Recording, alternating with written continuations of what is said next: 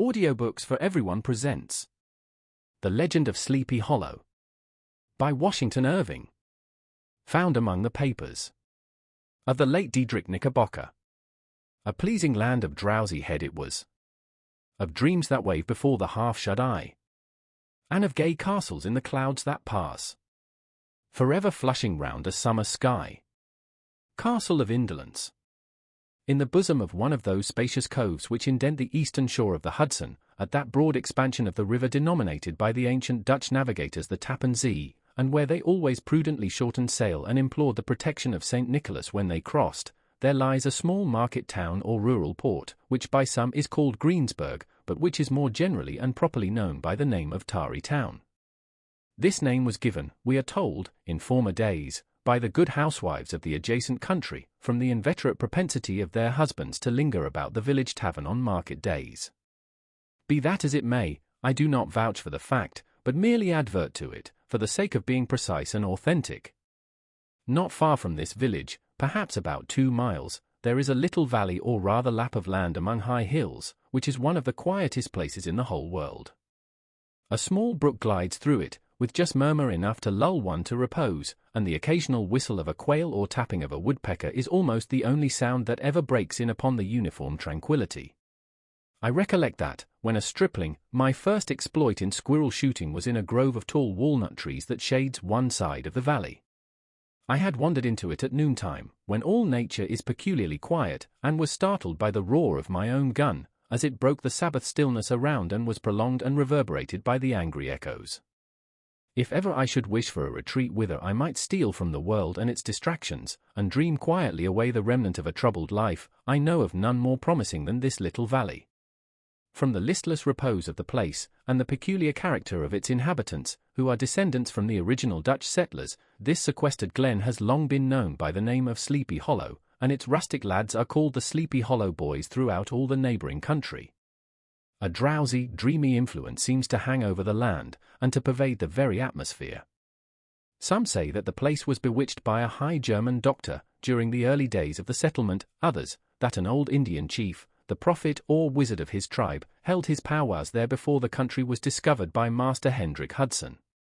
Certain it is, the place still continues under the sway of some witching power, that holds a spell over the minds of the good people, causing them to walk in a continual reverie. They are given to all kinds of marvelous beliefs, are subject to trances and visions, and frequently see strange sights, and hear music and voices in the air.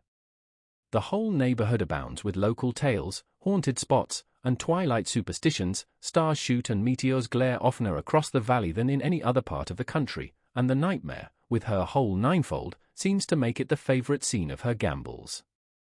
The dominant spirit, however, that haunts this enchanted region, and seems to be commander-in-chief of all the powers of the air, is the apparition of a figure on horseback, without a head.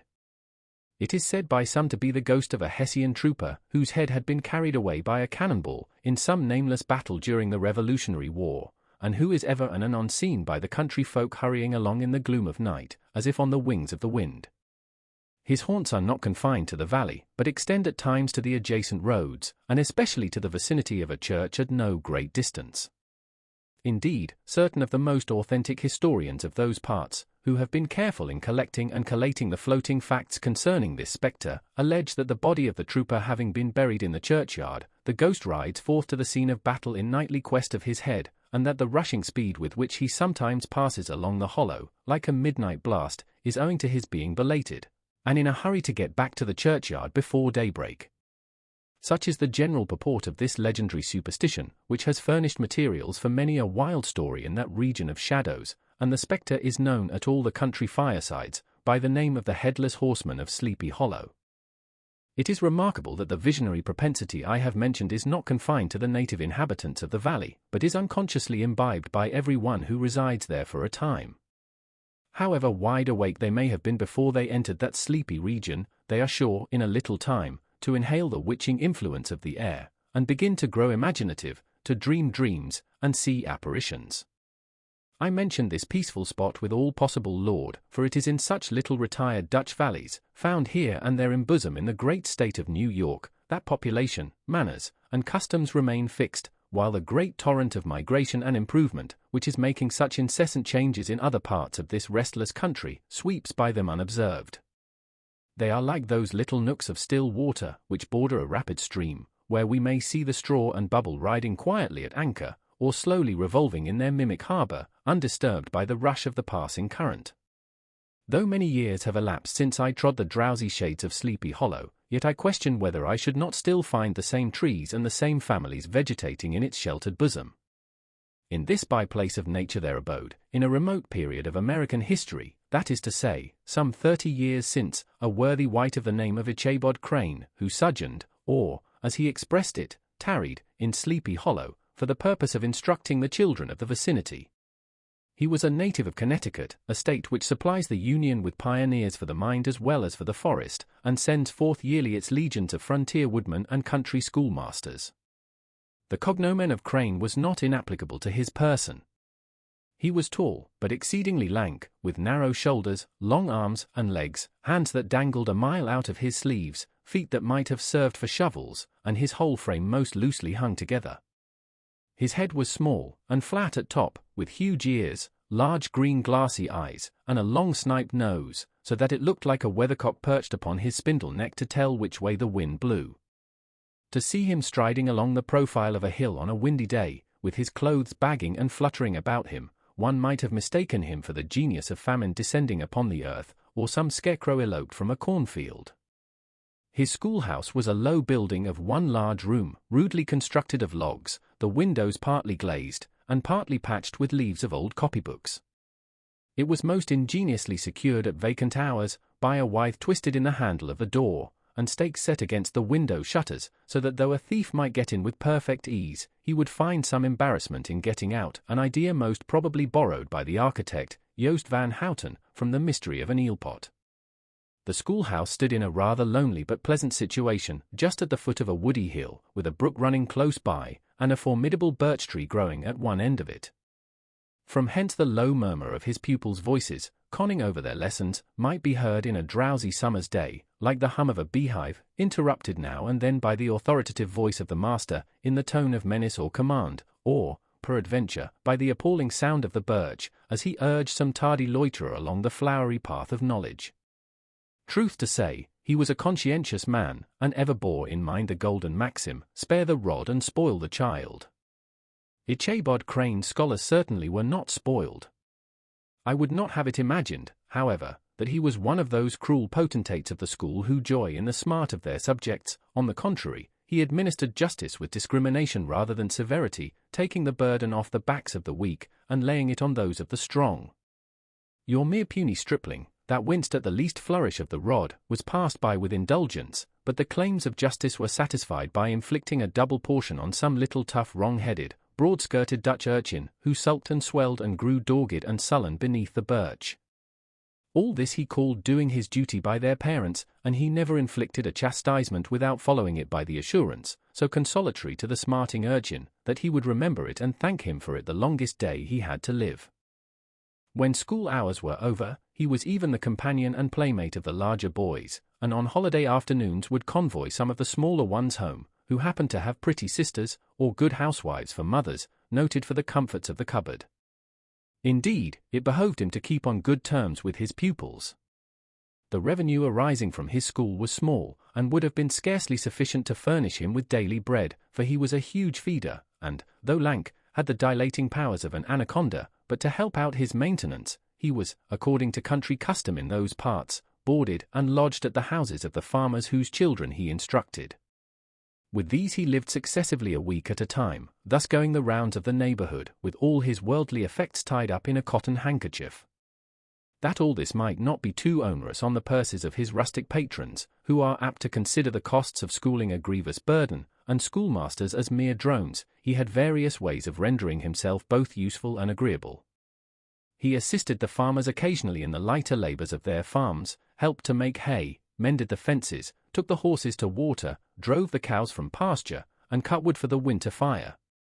He laid aside, too, all the dominant dignity and absolute sway with which he lauded it in his little empire, the school, and became wonderfully gentle and ingratiating.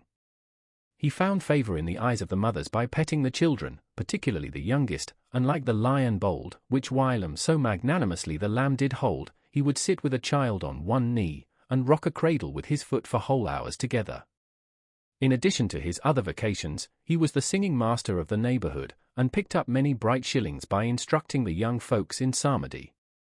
It was a matter of no little vanity to him on Sundays, to take his station in front of the church gallery, with a band of chosen singers, where, in his own mind, he completely carried away the palm from the parson. Certain it is, his voice resounded far above all the rest of the congregation, and there are peculiar quavers still to be heard in that church, and which may even be heard half a mile off, quite to the opposite side of the millpond, on a still Sunday morning, which are said to be legitimately descended from the nose of Ichabod Crane. Thus, by divers little makeshifts, in that ingenious way which is commonly denominated by hook and by crook, the worthy pedagogue got on tolerably enough, and was thought, by all who understood nothing of the labor of headwork, to have a wonderfully easy life of it. The schoolmaster is generally a man of some importance in the female circle of a rural neighborhood, being considered a kind of idle, gentleman-like personage, of vastly superior taste and accomplishments to the rough country swains, and, indeed, inferior in learning only to the parson. His appearance, therefore, is apt to occasion some little stir at the tea-table of a farmhouse, and the addition of a supernumerary dish of cakes or sweetmeats, or, peradventure, the parade of a silver teapot. Our man of letters, therefore, was peculiarly happy in the smiles of all the country damsels. How he would figure among them in the churchyard, between services on Sundays, gathering grapes for them from the wild vines that overran the surrounding trees, reciting for their amusement all the epitaphs on the tombstones, or sauntering, with a whole bevy of them, along the banks of the adjacent millpond, while the more bashful country bumpkins hung sheepishly back, envying his superior elegance and address. From his half-itinerant life, also, he was a kind of travelling gazette, carrying the whole budget of local gossip from house to house, so that his appearance was always greeted with satisfaction. He was, moreover, esteemed by the women as a man of great erudition, for he had read several books quite through, and was a perfect master of Cotton Mather's History of New England Witchcraft, in which, by the way, he most firmly and potently believed. He was, in fact, an odd mixture of small shrewdness and simple credulity. His appetite for the marvellous, and his powers of digesting it, were equally extraordinary, and both had been increased by his residence in this spellbound region. No tale was too gross or monstrous for his capacious swallow. It was often his delight, after his school was dismissed in the afternoon, to stretch himself on the rich bed of clover bordering the little brook that whimpered by his schoolhouse, and there con over old Mather's direful tales, until the gathering dusk of evening made the printed page a mere mist before his eyes. Then, as he wended his way by swamp and stream and awful woodland, to the farmhouse where he happened to be quartered, every sound of nature, at that witching hour, fluttered his excited imagination, the moan of the whippoorwill from the hillside, the boding cry of the tree-toad, the harbinger of storm, the dreary hooting of the screech owl, or the sudden rustling in the thicket of birds frightened from their roost. The fireflies, too, which sparkled most vividly in the darkest places, now and then startled him, as one of uncommon brightness would stream across his path, and if, by chance, a huge blockhead of a beetle came winging his blundering flight against him, the poor varlet was ready to give up the ghost, with the idea that he was struck with a witch's token. His only resource on such occasions, either to drown thought or drive away evil spirits, was to sing psalm tunes, and the good people of Sleepy Hollow, as they sat by their doors of an evening, were often filled with awe at hearing his nasal melody, in linked sweetness long drawn out, floating from the distant hill, or along the dusky road. Another of his sources of fearful pleasure was to pass long winter evenings with the old Dutch wives, as they sat spinning by the fire, with a row of apples roasting and spluttering along the hearth, and listened to their marvellous tales of ghosts and goblins, and haunted fields, and haunted brooks, and haunted bridges, and haunted houses, and particularly of the Headless Horseman, or Galloping Hessian of the Hollow, as they sometimes called him. He would delight them equally by his anecdotes of witchcraft, and of the direful omens and portentous sights and sounds in the air, which prevailed in the earlier times of Connecticut, and would frighten them woefully with speculations upon comets and shooting stars, and with the alarming fact that the world did absolutely turn round, and that they were half the time topsy-turvy. But if there was a pleasure in all this, while snugly cuddling in the chimney corner of a chamber that was all of a ruddy glow from the crackling wood fire, and where, of course, no spectre dared to show its face, it was dearly purchased by the terrors of his subsequent walk homewards. What fearful shapes and shadows beset his path, amidst the dim and ghastly glare of a snowy night? With what wistful look did he eye every trembling ray of light streaming across the waste fields from some distant window? How often was he appalled by some shrub covered with snow, which, like a sheeted spectre, beset his very path? How often did he shrink with curdling or at the sound of his own steps on the frosty crust beneath his feet, and dread to look over his shoulder, lest he should behold some uncouth being tramping close behind him? And how often was he thrown into complete dismay by some rushing blast, howling among the trees, in the idea that it was the galloping Hessian on one of his nightly scourings? All these, however, were mere terrors of the night, phantoms of the mind that walk in darkness, and though he had seen many spectres in his time, and been more than once beset by Satan in divers shapes, in his lonely perambulations, yet daylight put an end to all these evils, and he would have passed a pleasant life of it, in despite of the devil and all his works, if his path had not been crossed by a being that causes more perplexity to mortal man than ghosts, goblins, and the whole race of witches put together, and that was our woman. Among the musical disciples who assembled, one evening in each week, to receive his instructions in psalmody, was Katrina Van Tassel, the daughter and only child of a substantial Dutch farmer. She was a blooming lass of fresh 18, plump as a partridge, ripe and melting and rosy-cheeked as one of her father's peaches, and universally famed, not merely for her beauty, but her vast expectations. She was withal a little of a coquette, as might be perceived even in her dress, which was a mixture of ancient and modern fashions, as most suited to set off her charms. She wore the ornaments of pure yellow gold, which her great-great-grandmother had brought over from Sardam, the tempting stomacher of the olden time, and withal a provokingly short petticoat, to display the prettiest foot and ankle in the country round. Ichabod Crane had a soft and foolish heart towards the sex, and it is not to be wondered at that so tempting a morsel soon found favour in his eyes, more especially after he had visited her in her paternal mansion. Old Baltus Van Tassel was a perfect picture of a thriving, contented, liberal-hearted farmer. He seldom, it is true, sent either his eyes or his thoughts beyond the boundaries of his own farm, but within those everything was snug, happy, and well-conditioned. He was satisfied with his wealth, but not proud of it, and piqued himself upon the hearty abundance, rather than the style in which he lived. His stronghold was situated on the banks of the Hudson, in one of those green, sheltered, fertile nooks in which the Dutch farmers are so fond of nestling. A great elm tree spread its broad branches over it, at the foot of which bubbled up a spring of the softest and sweetest water, in a little well formed of a barrel, and then stole sparkling away through the grass, to a neighbouring brook, that babbled along among alders and dwarf willows. Hard by the farmhouse was a vast barn, that might have served for a church, every window and crevice of which seemed bursting forth with the treasures of the farm. The flail was busily resounding within it from morning to night, swallows and martins skimmed twittering about the eaves, and rows of pigeons, some with one eye turned up, as if watching the weather, some with their heads under their wings or buried in their bosoms, and others swelling, and cooing, and bowing about their dames, were enjoying the sunshine on the roof. Sleek unwieldy porkers were grunting in the repose and abundance of their pens, from whence sallied forth, now and then, troops of sucking pigs, as if to snuff the air. A stately squadron of snowy geese were riding in an adjoining pond, convoying whole fleets of ducks, regiments of turkeys were gobbling through the farmyard, and guinea fowls fretting about it, like ill-tempered housewives, with their peevish, discontented cry. Before the barn door strutted the gallant cock, that pattern of a husband, a warrior, and a fine gentleman, clapping his burnished wings and crowing in the pride and gladness of his heart, sometimes tearing up the earth with his feet, and then generously calling his ever-hungry family of wives and children to enjoy the rich morsel which he had discovered. The pedagogue's mouth watered as he looked upon this sumptuous promise of luxurious winter fare. In his devouring mind's eye, he pictured to himself every roasting pig running about with a pudding in his belly, and an apple in his mouth. The pigeons were snugly put to bed in a comfortable pie, and tucked in with a coverlet of crust. The geese were swimming in their own gravy, and the ducks pairing cosily in dishes, like snug married couples, with a decent competency of onion sauce.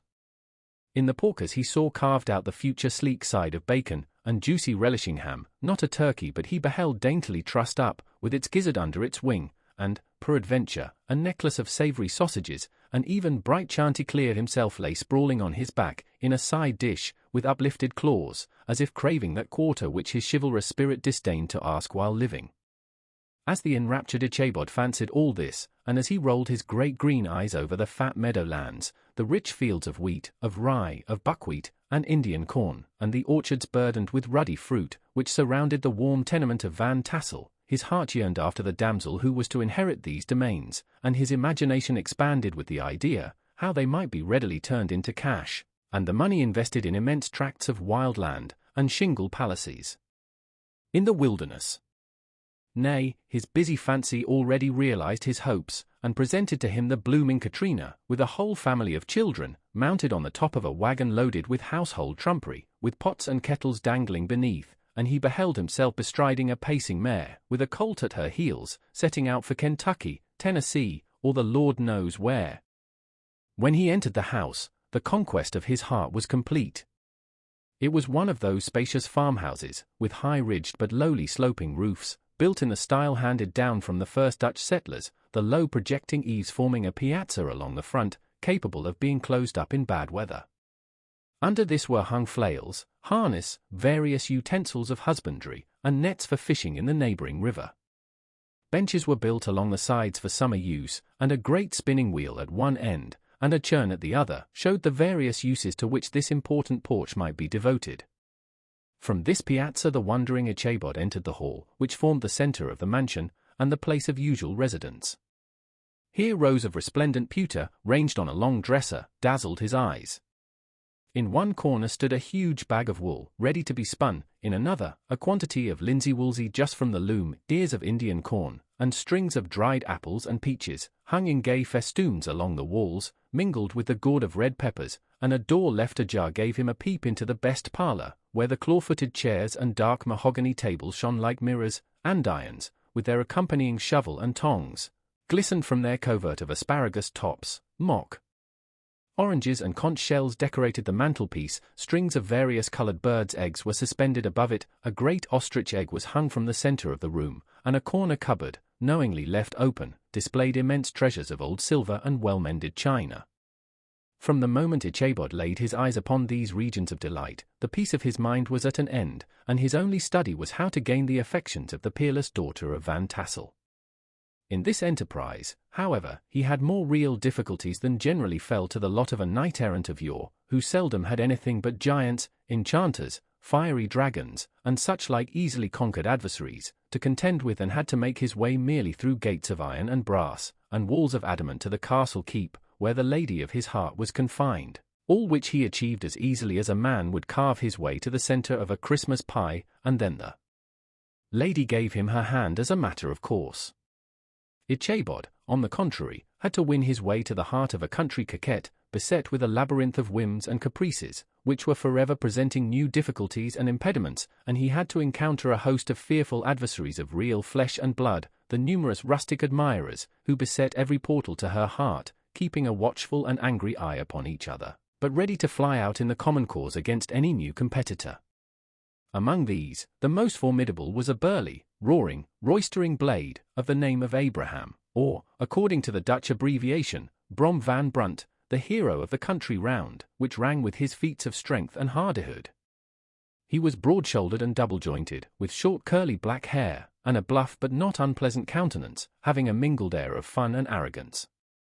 From his Herculean frame and great powers of limb he had received the nickname of Brom Bones, by which he was universally known. He was famed for great knowledge and skill in horsemanship, being as dexterous on horseback as a Tartar. He was foremost at all races and cock-fights, and, with the ascendancy which bodily strength always acquires in rustic life, was the umpire in all disputes, setting his hat on one side, and giving his decisions with an air and tone that admitted of no gainsay or appeal.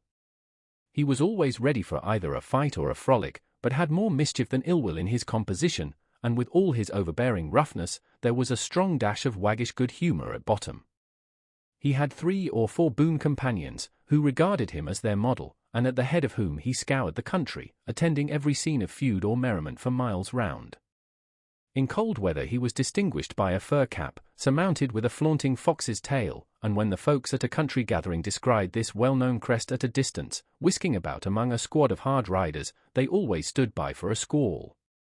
Sometimes his crew would be heard dashing along past the farmhouses at midnight, with whoop and halloo, like a troop of Don Carsacks, and the old dames, startled out of their sleep, would listen for a moment till the hurry-scurry had clattered by, and then exclaim, there goes Brom Bones and his gang.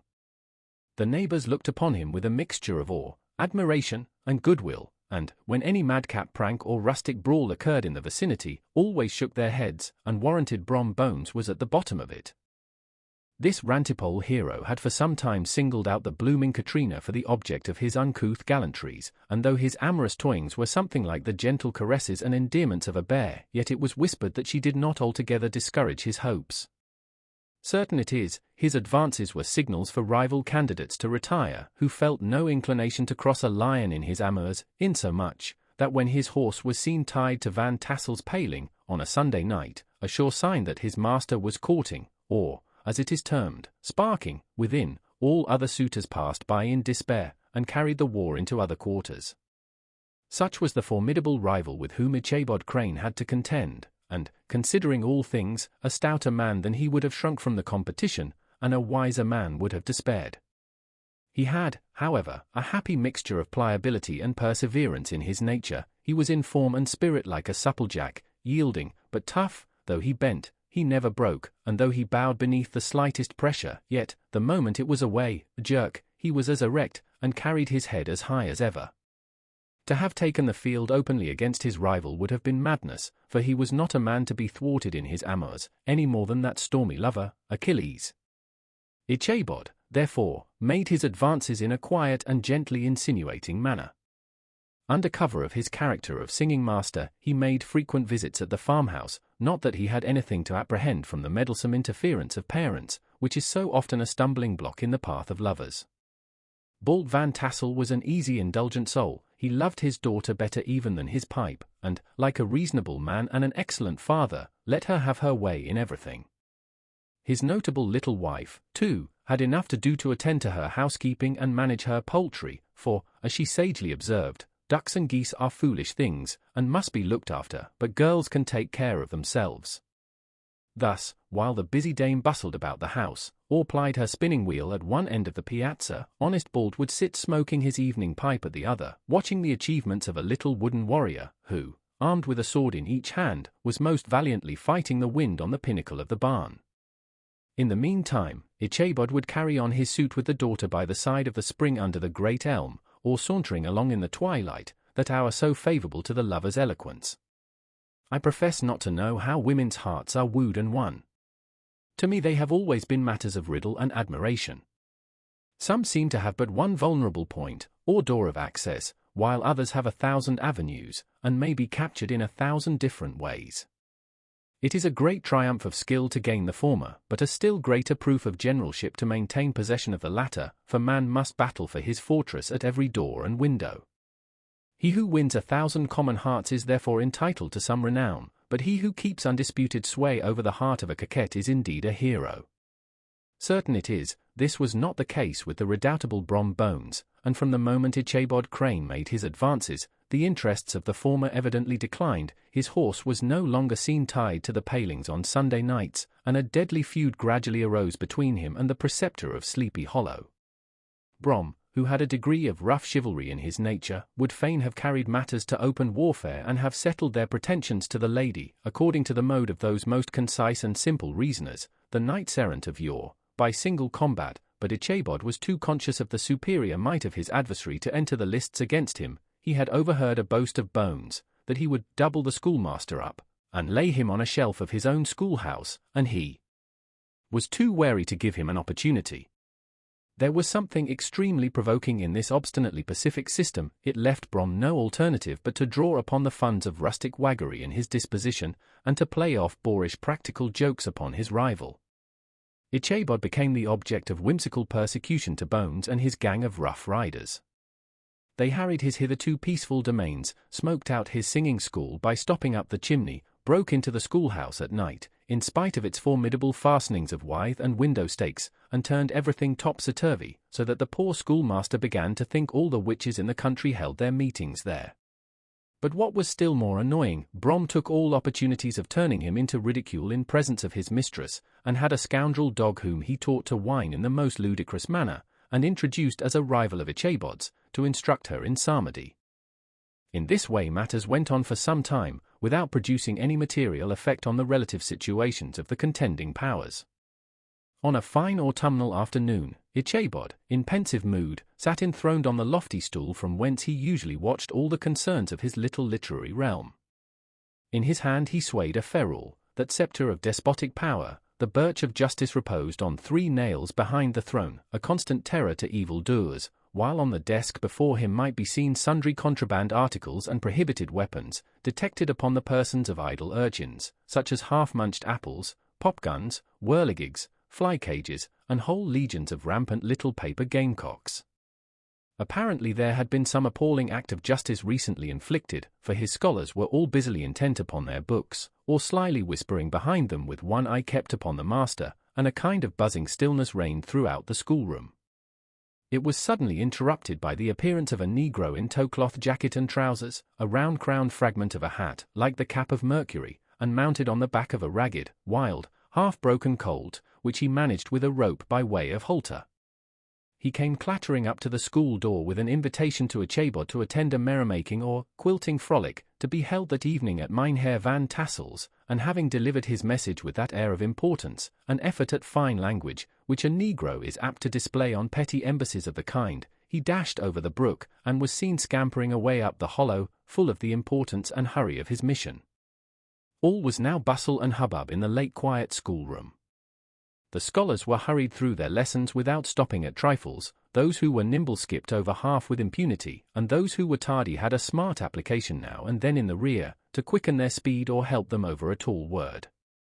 Books were flung aside without being put away on the shelves, inkstands were overturned, benches thrown down, and the whole school was turned loose an hour before the usual time, bursting forth like a legion of young imps, yelping and racketing about the green in joy at their early emancipation. The gallant Ichabod now spent at least an extra half-hour at his toilet, brushing and furbishing up his best, and indeed only suit of rusty black, and arranging his locks by a bit of broken looking-glass that hung up in the schoolhouse. That he might make his appearance before his mistress in the true style of a cavalier, he borrowed a horse from the farmer with whom he was domiciliated, a choleric old Dutchman of the name of Hans van Ripper, and, thus gallantly mounted, issued forth like a knight-errant in quest of adventures. But it is meet I should, in the true spirit of romantic story, give some account of the looks and equipments of my hero and his steed. The animal he bestrode was a broken-down plough-horse, that had outlived almost everything but its viciousness. He was gaunt and shagged, with a ewe neck, and a head like a hammer. His rusty mane and tail were tangled and knotted with burrs, one eye had lost its pupil, and was glaring and spectral, but the other had the gleam of a genuine devil in it. Still he must have had fire and metal in his day, if we may judge from the name he bore of gunpowder. He had, in fact, been a favourite steed of his master's, the choleric Van Ripper, who was a furious rider, and had infused, very probably, some of his own spirit into the animal, for, old and broken down as he looked, there was more of the lurking devil in him than in any young filly in the country. Ichabod was a suitable figure for such a steed. He rode with short stirrups, which brought his knees nearly up to the pommel of the saddle, his sharp elbows stuck out like grasshoppers, he carried his whip perpendicularly in his hand, like a sceptre, and as his horse jogged on, the motion of his arms was not unlike the flapping of a pair of wings. A small wool hat rested on the top of his nose, for so his scanty strip of forehead might be called, and the skirts of his black coat fluttered out almost to the horse's tail.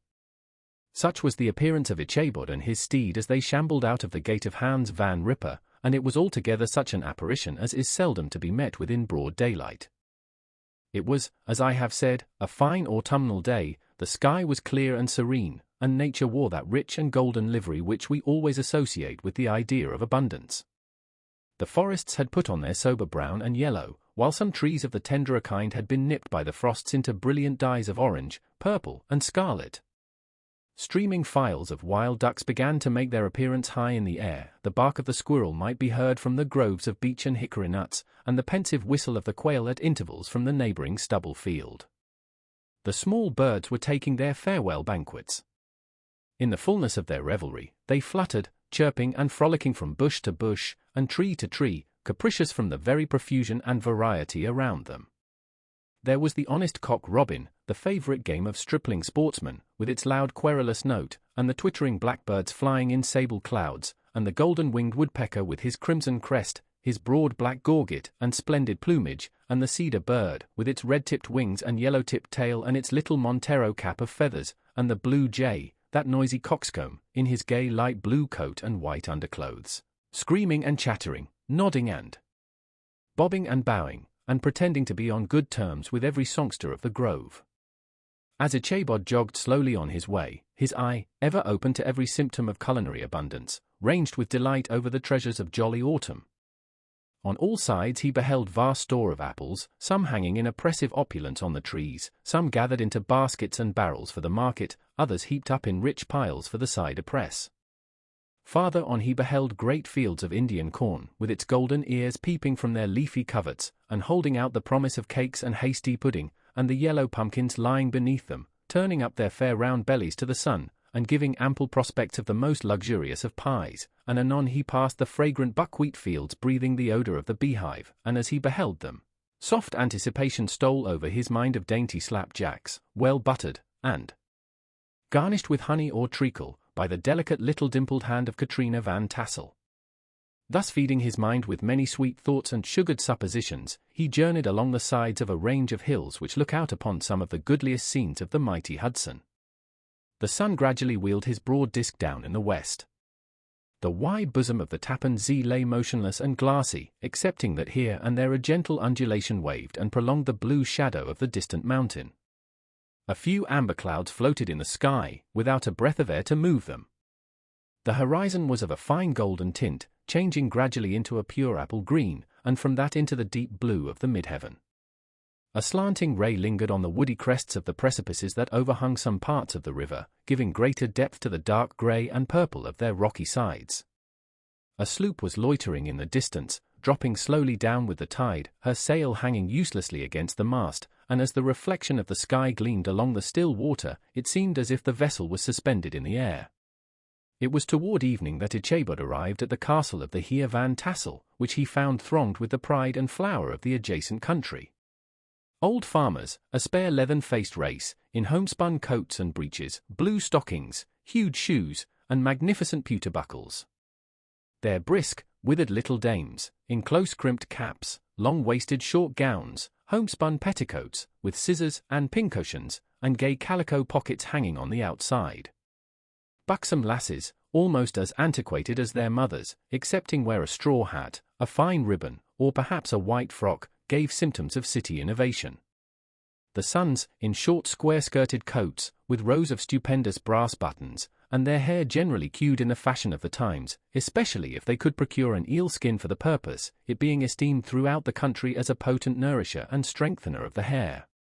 Brom Bones, however, was the hero of the scene, having come to the gathering on his favourite steed Daredevil, a creature, like himself, full of mettle and mischief, and which no one but himself could manage. He was, in fact, noted for preferring vicious animals, given to all kinds of tricks which kept the rider in constant risk of his neck, for he held a tractable, well-broken horse as unworthy of a lad of spirit. Fain would I pause to dwell upon the world of charms that burst upon the enraptured gaze of my hero, as he entered the state parlour of Van Tassel's mansion. Not those of the bevy of buxom lasses, with their luxurious display of red and white, but the ample charms of a genuine Dutch country tea table, in the sumptuous time of autumn. Such heaped-up platters of cakes of various and almost indescribable kinds, known only to experienced Dutch housewives. There was the doughty doughnut, the tender olée coke, and the crisp and crumbling cruller, sweet cakes and short cakes, ginger cakes and honey cakes, and the whole family of cakes. And then there were apple pies, and peach pies, and pumpkin pies, besides slices of ham and smoked beef, and moreover delectable dishes of preserved plums, and peaches, and pears, and quinces, not to mention broiled shad and roasted chickens, together with bowls of milk and cream, all mingled higgledy-piggledy, pretty much as I have enumerated them, with the motherly teapot sending up its clouds of vapor from the midst. Heaven bless the mark! I want breath and time to discuss this banquet as it deserves, and am too eager to get on with my story. Happily, Ichabod Crane was not in so great a hurry as his historian, but did ample justice to every dainty. He was a kind and thankful creature, whose heart dilated in proportion as his skin was filled with good cheer, and whose spirits rose with eating, as some men's do with drink. He could not help, too, rolling his large eyes round him as he ate, and chuckling with the possibility that he might one day be lord of all this scene of almost unimaginable luxury and splendor. Then, he thought, how soon he'd turn his back upon the old schoolhouse, snap his fingers in the face of Hans Van Ripper, and every other niggardly patron, and kick any itinerant pedagogue out of doors that should dare to call him comrade. Old Bolters Van Tassel moved about among his guests with a face dilated with content and good humor, round and jolly as the harvest moon. His hospitable attentions were brief, but expressive, being confined to a shake of the hand, a slap on the shoulder, a loud laugh, and a pressing invitation to fall to, and help themselves.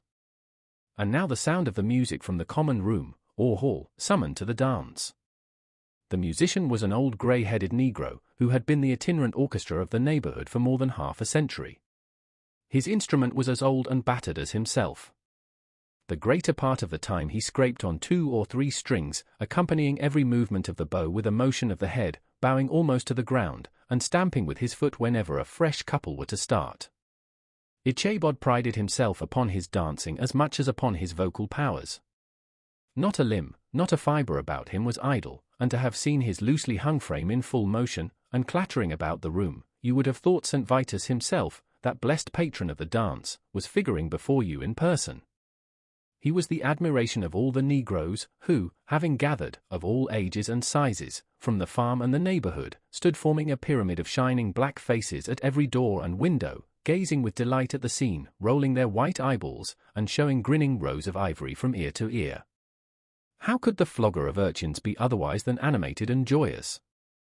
The lady of his heart was his partner in the dance, and smiling graciously in reply to all his amorous oglings, while Brom Bones, sorely smitten with love and jealousy, sat brooding by himself in one corner. When the dance was at an end, Ichabod was attracted to a knot of the sager folks, who, with old Van Tassel, sat smoking at one end of the piazza, gossiping over former times, and drawing out long stories about the war. This neighborhood, at the time of which I am speaking, was one of those highly favored places which abound with chronicle and great men. The British and American line had run near it during the war. It had, therefore, been the scene of marauding and infested with refugees, cowboys, and all kinds of border chivalry.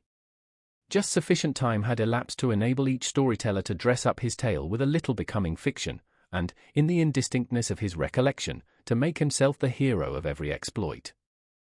There was the story of Dofue Martling, a large blue-bearded Dutchman, who had nearly taken a British frigate with an old iron 9-pounder from a mud breastwork, only that his gun burst at the 6th discharge.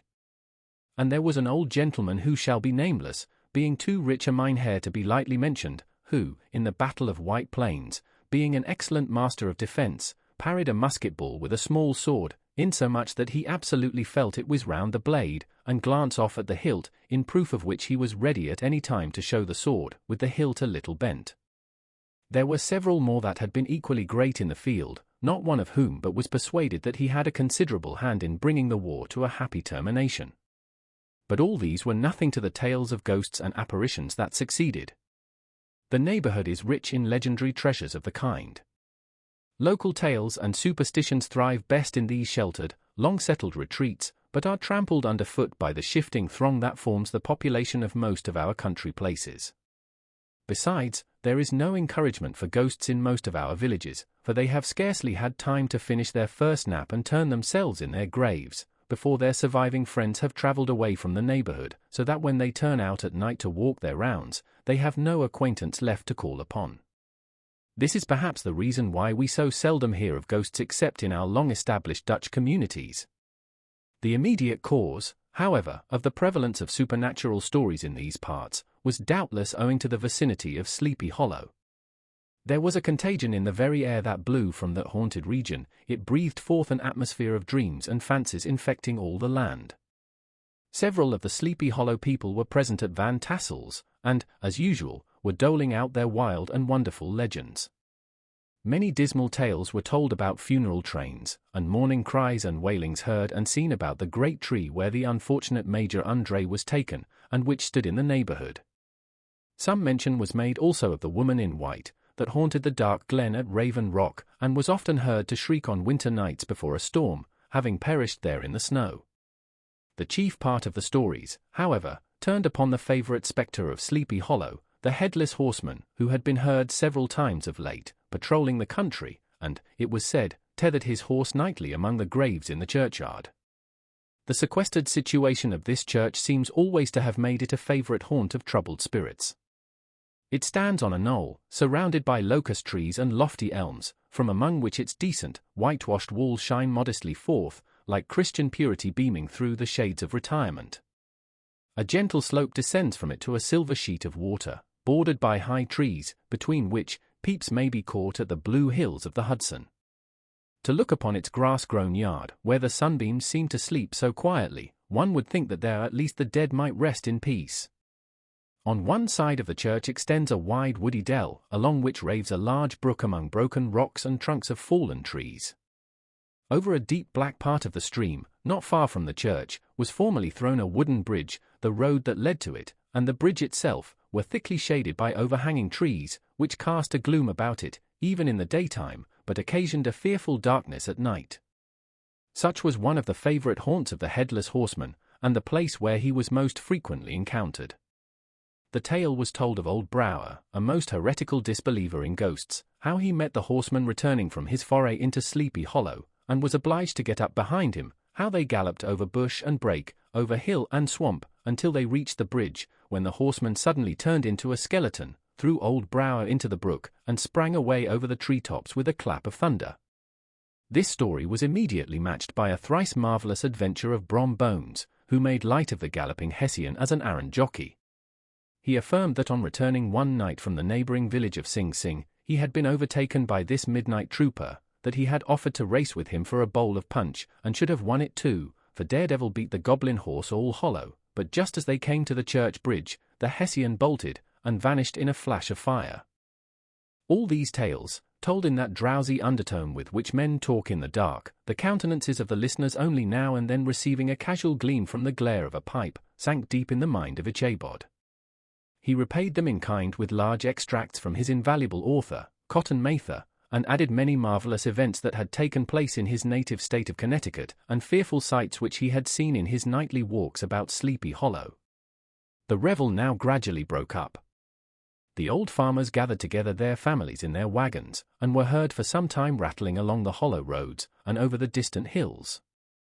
Some of the damsels mounted on pillions behind their favourite swains, and their light-hearted laughter, mingling with the clatter of hoofs, echoed along the silent woodlands, sounding fainter and fainter, until they gradually died away, and the late scene of noise and frolic was all silent and deserted. Ichabod only lingered behind, according to the custom of country lovers, to have a tete-a-tete with the heiress, fully convinced that he was now on the high road to success. What passed at this interview I will not pretend to say, for in fact I do not know. Something, however, I fear me, must have gone wrong, for he certainly sallied forth, after no very great interval, with an air quite desolate and chapfallen. Oh, these women! These women! Could that girl have been playing off any of her coquettish tricks? Was her encouragement of the poor pedagogue all a mere sham to secure her conquest of his rival? Heaven only knows, not I. Let it suffice to say, Ichabod stole forth with the air of one who had been sacking a hen-roost, rather than a fair lady's heart. Without looking to the right or left to notice the scene of rural wealth, on which he had so often gloated, he went straight to the stable, and with several hearty cuffs and kicks roused his steed most uncourteously from the comfortable quarters in which he was soundly sleeping, dreaming of mountains of corn and oats, and whole valleys of timothy and clover. It was the very witching time of night that Ichabod, heavy-hearted and crestfallen, pursued his travels homewards, along the sides of the lofty hills which rise above Tarry Town, and which he had traversed so cheerily in the afternoon. The hour was as dismal as himself. Far below him the Tappan Zee spread its dusky and indistinct waste of waters, with here and there the tall mast of a sloop, riding quietly at anchor under the land. In the dead hush of midnight, he could even hear the barking of the watchdog from the opposite shore of the Hudson, but it was so vague and faint as only to give an idea of his distance from this faithful companion of man. Now and then, too, the long-drawn crowing of a cock, accidentally awakened, would sound far, far off, from some farmhouse away among the hills, but it was like a dreaming sound in his ear. No signs of life occurred near him, but occasionally the melancholy chirp of a cricket, or perhaps the guttural twang of a bullfrog from a neighboring marsh, as if sleeping uncomfortably and turning suddenly in his bed. All the stories of ghosts and goblins that he had heard in the afternoon now came crowding upon his recollection. The night grew darker and darker, the stars seemed to sink deeper in the sky, and driving clouds occasionally hid them from his sight. He had never felt so lonely and dismal. He was, moreover, approaching the very place where many of the scenes of the ghost stories had been laid. In the center of the road stood an enormous tulip tree, which towered like a giant above all the other trees of the neighborhood, and formed a kind of landmark. Its limbs were gnarled and fantastic, large enough to form trunks for ordinary trees, twisting down almost to the earth, and rising again into the air. It was connected with the tragical story of the unfortunate André, who had been taken prisoner hard by and was universally known by the name of Major André's tree. The common people regarded it with a mixture of respect and superstition, partly out of sympathy for the fate of its ill-starred namesake, and partly from the tales of strange sights and doleful lamentations told concerning it. As Ichabod approached this fearful tree, he began to whistle. He thought his whistle was answered, it was but a blast sweeping sharply through the dry branches. As he approached a little nearer, he thought he saw something white, hanging in the midst of the tree. He paused and ceased whistling, but, on looking more narrowly, perceived that it was a place where the tree had been scathed by lightning, and the white wood laid bare. Suddenly he heard a groan, his teeth chattered, and his knees smote against the saddle. It was but the rubbing of one huge bough upon another, as they were swayed about by the breeze. He passed the tree in safety, but new perils lay before him. About 200 yards from the tree, a small brook crossed the road, and ran into a marshy and thickly wooded glen, known by the name of Wily's Swamp. A few rough logs, laid side by side, served for a bridge over this stream. On that side of the road where the brook entered the wood, a group of oaks and chestnuts, matted thick with wild grapevines, threw a cavernous gloom over it. To pass this bridge was the severest trial. It was at this identical spot that the unfortunate André was captured, and under the covert of those chestnuts and vines were the sturdy yeomen concealed who surprised him. This has ever since been considered a haunted stream, and fearful are the feelings of the schoolboy who has to pass it alone after dark. As he approached the stream, his heart began to thump. He summoned up, however, all his resolution, gave his horse half a score of kicks in the ribs, and attempted to dash briskly across the bridge, but instead of starting forward, the perverse old animal made a lateral movement, and ran broadside against the fence. Ichabod, whose fears increased with the delay, jerked the reins on the other side, and kicked lustily with the contrary foot. It was all in vain. His steed started, it is true, but it was only to plunge to the opposite side of the road into a thicket of brambles and alder bushes. The schoolmaster now bestowed both whip and heel upon the starveling ribs of old Gunpowder, who dashed forward, snuffling and snorting, but came to a stand just by the bridge, with a suddenness that had nearly sent his rider sprawling over his head. Just at this moment a plashy tramp by the side of the bridge caught the sensitive ear of Ichabod. In the dark shadow of the grove, on the margin of the brook, he beheld something huge, misshapen, and towering. It stirred not, but seemed gathered up in the gloom, like some gigantic monster ready to spring upon the traveller. The hair of the affrighted pedagogue rose upon his head with terror. What was to be done? To turn and fly was now too late, and besides, what chance was there of escaping ghost or goblin, if such it was, which could ride upon the wings of the wind?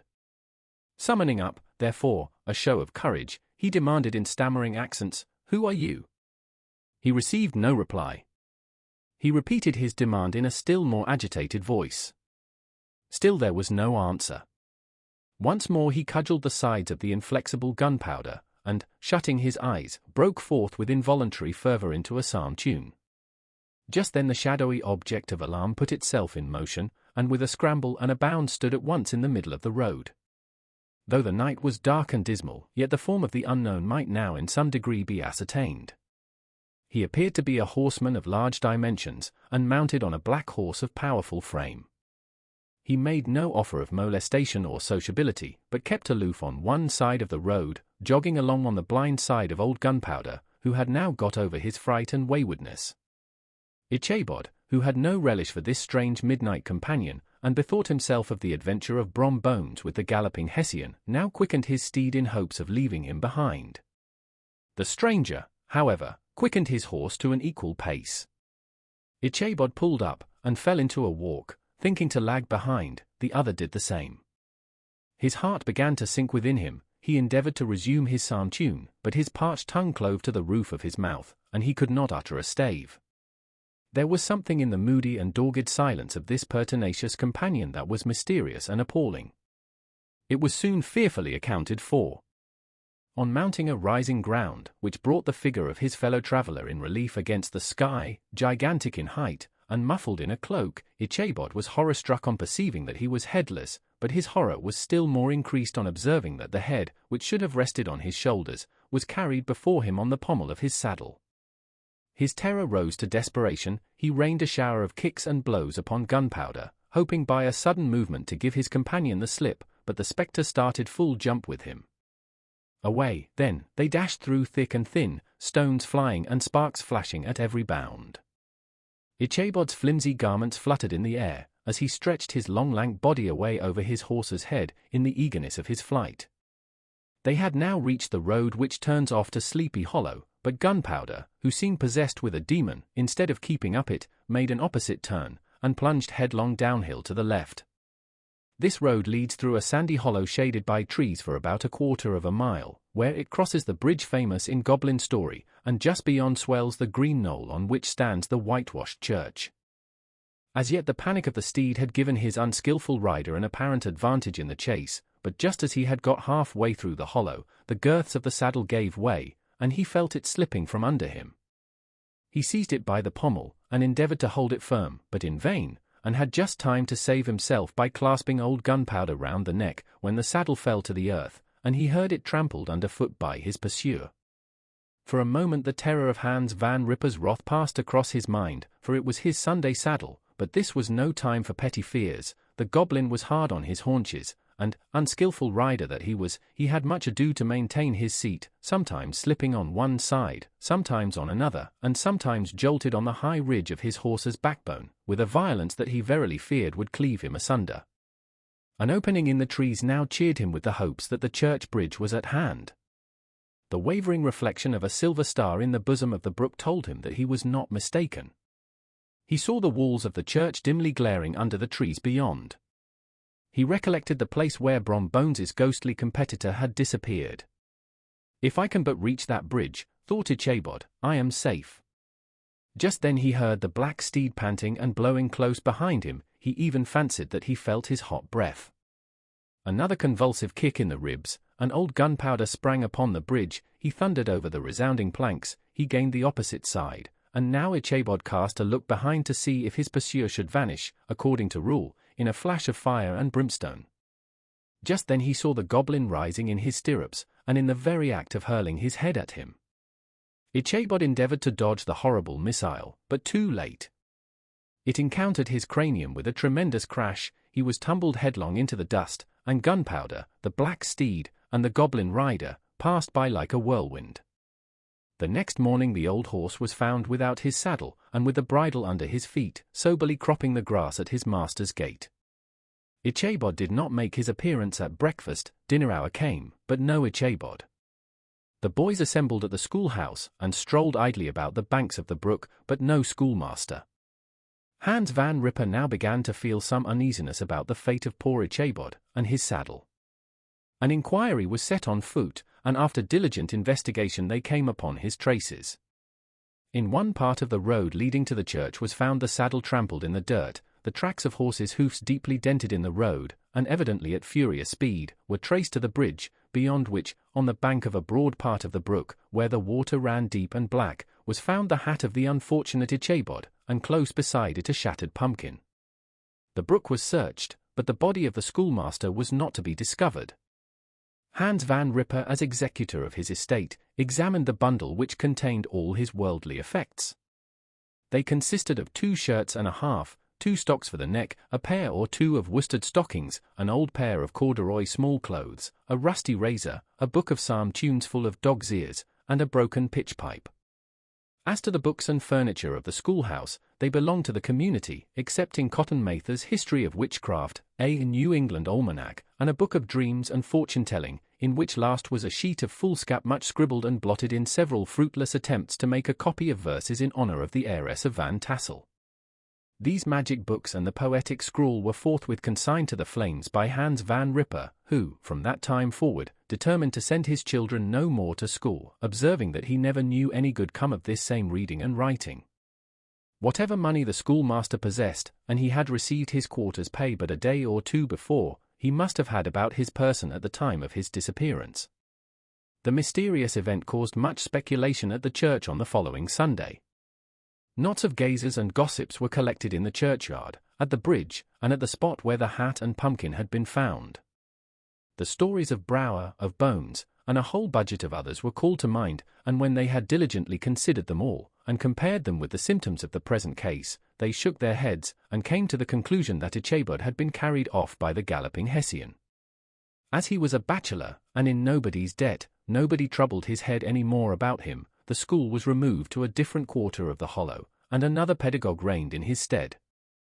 It is true, an old farmer, who had been down to New York on a visit several years after, and from whom this account of the ghostly adventure was received, brought home the intelligence that Ichabod Crane was still alive, that he had left the neighborhood partly through fear of the goblin and Hans Van Ripper, and partly in mortification at having been suddenly dismissed by the heiress, that he had changed his quarters to a distant part of the country, had kept school and studied law at the same time, had been admitted to the bar, turned politician, electioneered, written for the newspapers, and finally had been made a justice of the £10 court. Brom Bones, too, who, shortly after his rival's disappearance conducted the blooming Katrina in triumph to the altar, was observed to look exceedingly knowing whenever the story of Ichabod was related, and always burst into a hearty laugh at the mention of the pumpkin, which led some to suspect that he knew more about the matter than he chose to tell.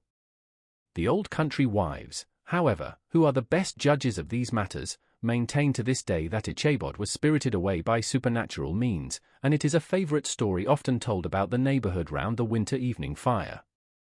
The bridge became more than ever an object of superstitious awe, and that may be the reason why the road has been altered of late years, so as to approach the church by the border of the millpond. The schoolhouse being deserted soon fell to decay, and was reported to be haunted by the ghost of the unfortunate pedagogue, and the ploughboy, loitering homeward of a still summer evening, has often fancied his voice at a distance, chanting a melancholy psalm tune among the tranquil solitudes of Sleepy Hollow.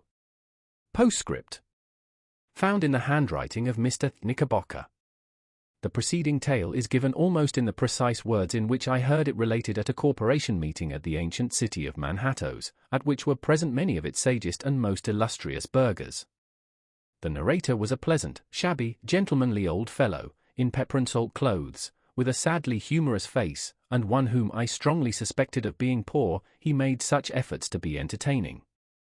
When his story was concluded, there was much laughter and approbation, particularly from 2 or 3 deputy aldermen, who had been asleep the greater part of the time.